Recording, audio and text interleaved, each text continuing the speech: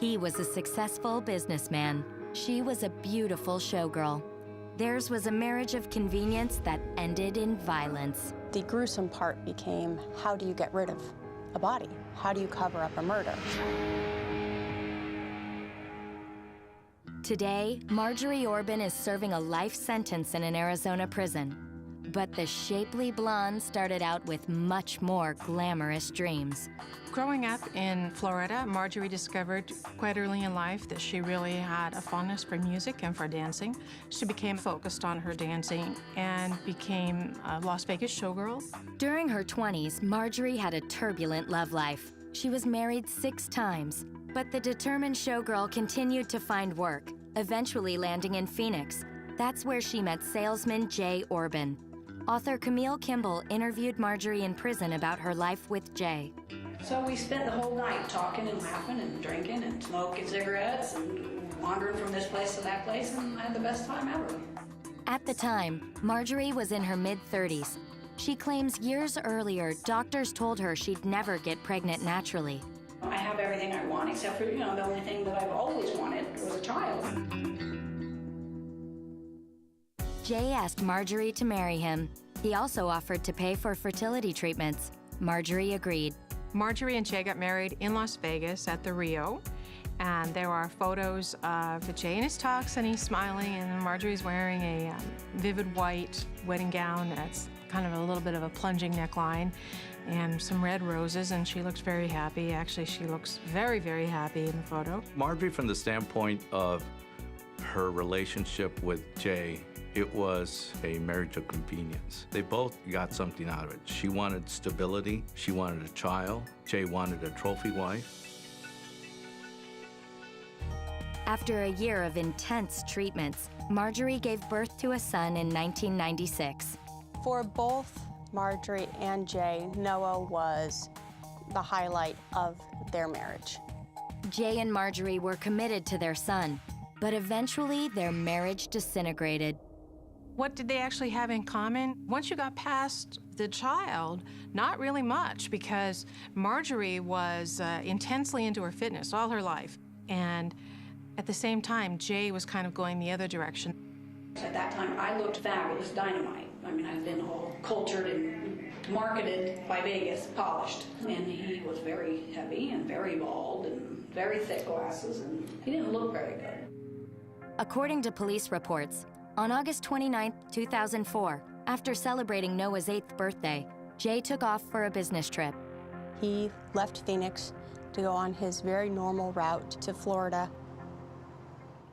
According to court records, family and business associates became concerned when they were not able to reach Jay for well over a week. Jay began to receive phone calls September 8th. Wishing him happy birthday from his longtime friends, his longtime business partners, his customers, his family, and his brother. And they weren't getting an answer. People were beginning to find it unusual because it was so out of character for Jay's habits. Police reports state that while Jay was supposedly out of town, Marjorie was spending lots of cash. She was using his business credit cards. She was writing checks. She was also buying grand pianos and $1,100 fountains to put in the yard. Almost 2 weeks went by before Marjorie took action. When family was becoming exceptionally distraught because they couldn't get a hold of Jay. And so on September 22nd, she reported Jay missing. In the first weeks of the investigation, police contacted Marjorie by phone. There was a heated exchange. Can we schedule for a polygraph tomorrow? He wants me to take a polygraph tomorrow. You're telling yourself. The voice in the background was Larry Weisberg, Marjorie's lover, who police knew nothing about. Marjorie was having an affair. This was someone she met at the gym some 3 or 4 months earlier. She's been dating him all spring and summer. Soon after discovering Marjorie's secret relationship, police obtained a search warrant and showed up at her house with a SWAT team. Police now have access to Jay's home, and they start noticing things there, and they've given their first interrogations to Marjorie and to Larry separately. Ultimately, there were no arrests that night, and nobody is charged with anything. On October 23, 2004, a gruesome discovery was made that broke the case wide open. A construction worker in North Phoenix was cutting across the desert. He sees this really clean, very well wrapped up tote. No dirt on it, no mud on it. Doesn't look like it's been there a long time, and he's curious. He gets to the lid and he's noticing a bad smell, and he finally gets to the center of it and he sees a human abdomen. Coming up, police confront Marjorie with their shocking find. We'd like to know where the rest of Jay is. Oh, God.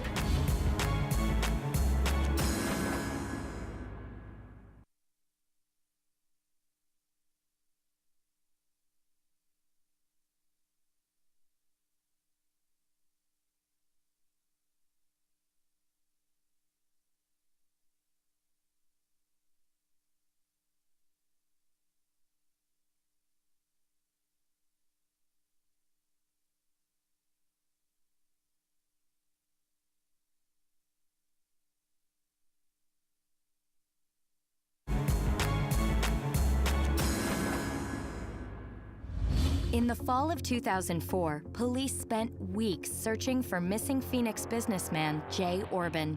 In October of that year, they found a severed torso.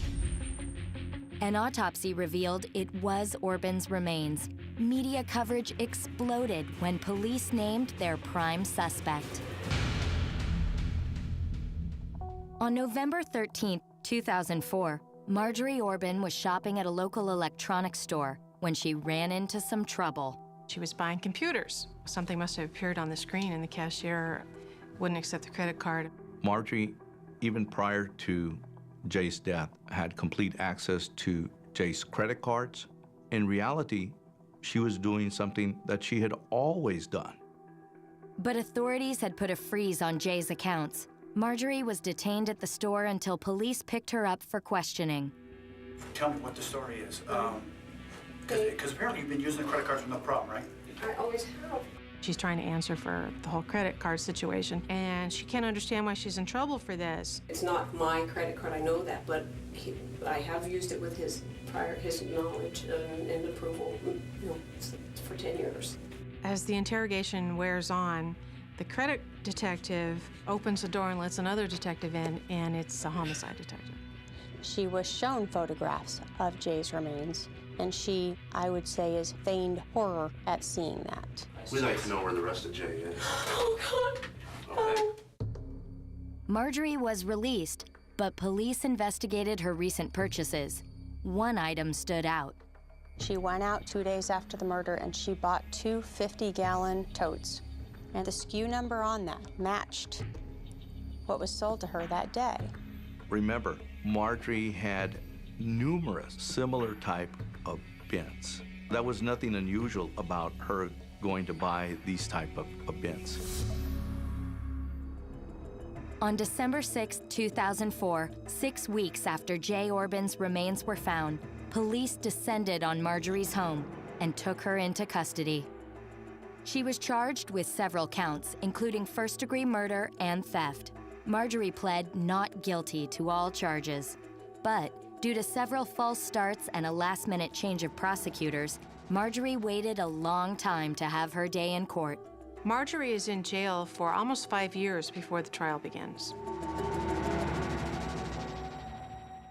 The murder trial finally began on January 29, 2009. When I looked at who would have a motive to kill Jay, there really was only one person, Marjorie. The narrative the prosecution was building throughout the trial was she didn't want to go to the divorce route anymore. She wanted Jay's money, and she wanted Jay's child. She did not want any custody problems. The defense, on the other hand, claimed Marjorie's jealous lover was responsible for Jay's death. Larry Weisberg went over to Marjorie's house. Unexpectedly, Jay came home. There was a struggle, a weapon went off, and Jay Orban was killed as a result of that struggle. Marjorie says that she then became very much afraid of Larry, and she helped him by lying to the police. Larry Weisberg said in court that Marjorie wanted him to run away with her. He also denied having anything to do with Jay Orban's death. During their investigation, the police did consider Larry Weisberg, and they were able to find nothing to tie him to the murder. After the prosecution rested, the defense team called only one witness, a Florida club owner who hired Marjorie as a dancer when she was just 18. Michael J. Peters' testimony really was character testimony, that Marjorie was a great person. They rushed to judgment, and they jumped all over the spouse because she didn't look like normal spouses. She was definitely the showgirl-looking girl, and she didn't fit in. This whole thing was a miscarriage of justice, in my opinion. After deliberating for 3 days, jurors announced their verdict on September 14, 2009. They found her guilty both of first-degree murder and of the credit card fraud and theft charges. It was devastating when the verdict came back guilty. At her sentencing, there were only 2 possibilities for Marjorie: life in prison or the death penalty. When allowed to address the court, the former showgirl showed steely defiance. I'd just like to ask that you proceed with sentencing so I can get on with the business of getting this matter in front of appeals courts that can see that the facts of this case do not support this verdict. I don't know how anything is appropriate but natural life freedom. If the conviction stands, Marjorie will never be released from prison. We never are going to be able to get him back, I think is what I said a long time ago. I said, but at least we got the person that killed him, and we know that she's never going to get out of jail now. Marjorie has already gone through her first appeal. They confirmed her conviction in every respect. Marjorie dreamed of fame as a dancer. It appears she will spend the rest of her life in infamy.